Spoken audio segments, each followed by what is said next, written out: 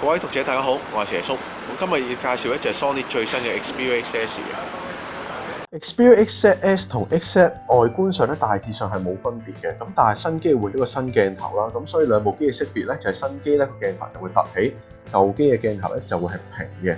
咁今次換咗個新 sensor 啦 ，IMX48啦，咁最主要嘅分別就係多咗一個慢動作嘅拍攝同埋一個 Motion Eye 功能啦。咁像素方面咧，佢就會降咗少少，去翻1900萬像素嘅。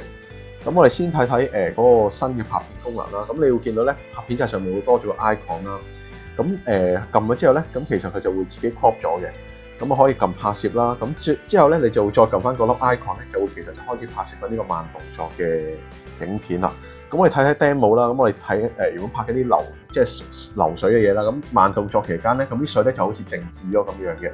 咁之後咧，佢就會去翻正常，變翻30 fps 啦。咁另外一個就係用 Motion Eye 功能咧，做一個預攝啦。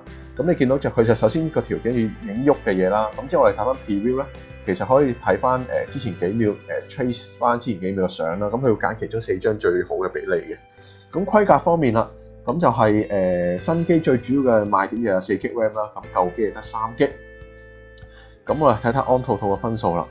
咁新機咧就大概跑14萬幾，咁舊機咧就跑13萬幾。咁不過咧，其實兩款處理器咧都係行緊個 Snapdragon 嘅820，所以其實係理論上冇分別嘅。咁佢建議零售價咧就5298，咁啊4月初開售嘅。好啦，咁今次介紹係咁多啦，多謝大家收睇，拜拜。